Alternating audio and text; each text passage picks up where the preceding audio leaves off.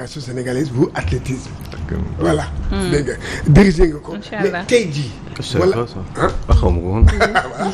ñu bëri xamuñ ko. am na lu jiitu loolu nekk naa itam trésorier général fédération de football. voilà. nekk itam membre du comité directeur du Jaraaf. voilà sama turandoo mooy Alioune Sow. bi nekkoon athlète ak ñoom. ah oui vice-président de la fédération. mais mooy sama turandoo. ah bon Alioune Sow kii de c'était yàlla yorente xaale ko àddina ku baax.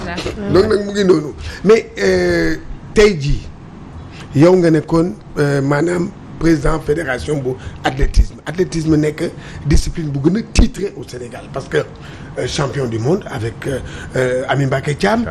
médaille olympique avec Amadou Diaba léegi. tey jii mu nekk benn discipline boo xam ne moo ci gën a maanaam moo ci gën a dee parce que dafa sonn amul ay moyens dégg nga li tax ba ñee mu amoon titre dafa amoon benn fonds bu ñu alloué woon boo xam ne 100 et quelques millions la woon alloué woon ko athlétisme mais yow tey jii bi nga ñëwee ba nekk premier ministre ndax amoon nga benn xalaat. pour athlétisme bi nga xam ne yow xamoon nga ko.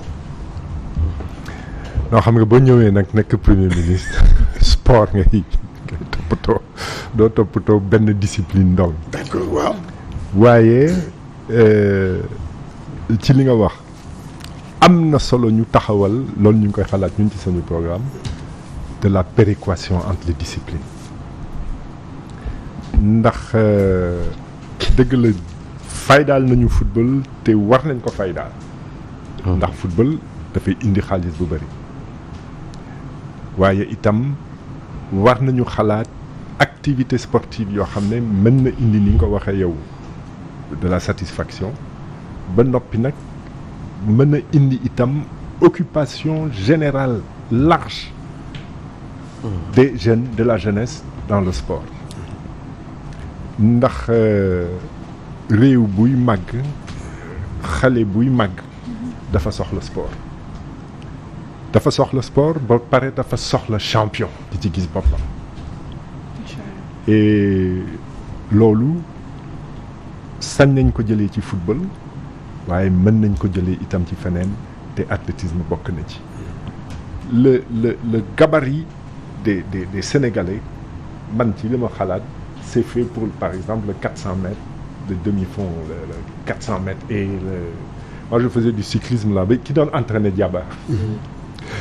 Ki doon entraîner Diaba dafa mës a ñëw Dakar alors ma xam ne ñëw na boobu maa ngi je faisais du vélo là avec Cheikh Tidiane d'ailleurs mon frère. ñu ànd dem di ko nuyu fekki ko fi mu nekkoon bi ma ñëwee. mu ne mais c'est pas possible ce pays xam nga ñu ñëwutoon c'était la première fois. mu ne mais tout le monde est taillé comme des coureurs de 400 mètres. on a morphologiquement sénégalais dafa war a aay ci 400 mètres et 800 mètres même le 1500. Et parce qu'on a même sur le 800 mètres on a quand même un champion du monde militaire c'est Boy. Boy ñëpp voilà donc et les champions ça sert.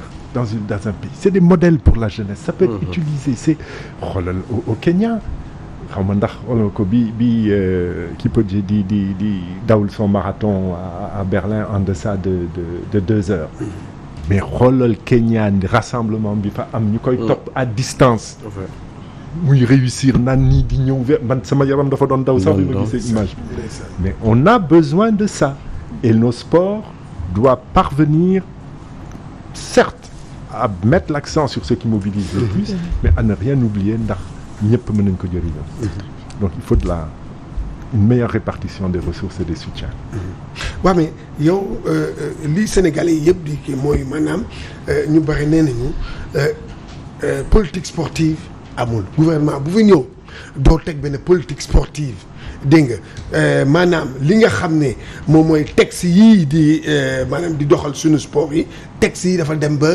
maanaam yàgg dégg nga adapté wutul ak le haut niveau yow non en tant que sportif parce que tamit sa waajur nekkoon na tamit comité olympique yow ñooñu lan ngay wax ñooñu. mais loolu am na waaye sport itam état encadrement la ci am. c'est une vie associative kon am na solo au niveau des fédérations ci seen bopp ñu am de vraies stratégies bon dëgg la di ci waxtaan régulièrement avec l'État mais xëy na waxtaan boobu ak déggoo boobu moo amut mu doy te nag ci dëgg-dëgg am na loo xam ne ni dund naa ko ci fédération c'est pas toujours facile entre nous ndax li ngay gis ci politique maanaam naa toog rek tekki naa toog am lu may jël et cetera di nga ko mën a gis itam ci ay fédération waaw mooy indi yenn xëccoo yi mooy indi c'est vrai. ànd doo bañ a am mbooloo des kon liggéey bi man ni ma ko gisee liggéey bi ci ëpp mi ngi war a am ci fédération waaye état itam am na ci wàll et dépoussiérer les textes kooku itam war na ko waaye boo ci dugalee sa loxo torop itam fédération internationale yi jóg c'est ça le problème c'est un exercice très très délicat et bu fekkee ne yaa ngi duut baaraam athlétisme ba ca sax le football man li ma xalaat mooy dañu war a gën a fayda te loolu ça dépend de l'État gën a faydaal sport ci fi ñuy jàngale fi xale yi ne di bien sûr jàng mooy bien sûr voilà yaa ngi wax nga ko bien sûr ça par contre c'est une politique sportive qui dépend de l'État c'est la partie qui dépend de l'État te war na ci jóg jot na voilà mais quand Le budget du yow sport. le budget Waaw, voilà waaw, parce que voilà. au-delà des textes aussi boo chaque jour nga wax temps ci bi budget bi temps bi rek moo tax Ouais, mais moom laay il jéem a faut gérer mais ñu xam nga ne ak moom mun naa ci wax lu bare.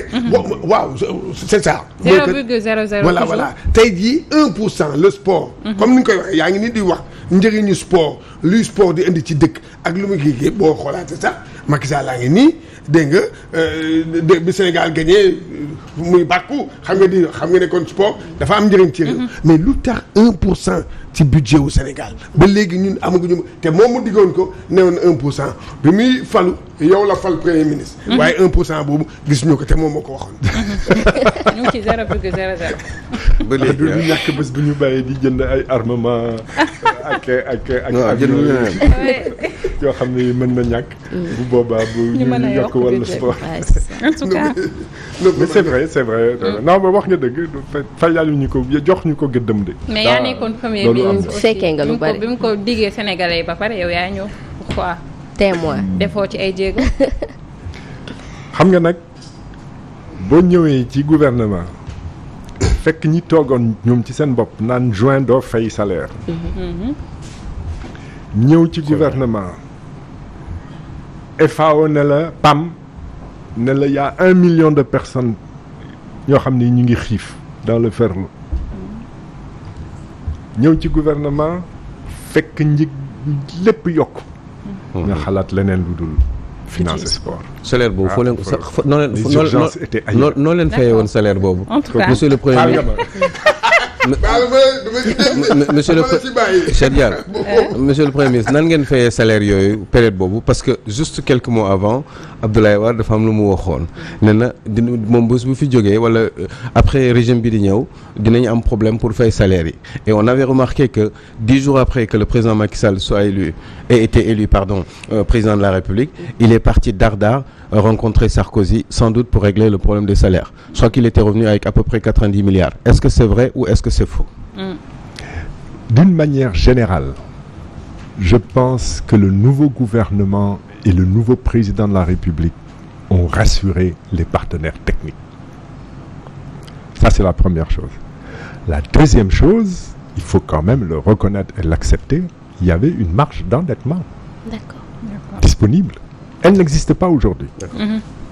Donc l'argent a été récupéré. Il y avait une marge d'endettement disponible. xaalis bi doon ngeen ko jëli waaw wala déet. Et comme dañu ñëw avec des nouveaux principes, des nouveaux slogans, gestion sobre et vertueuse, un nouveau ministère, le secrétaire d'État ou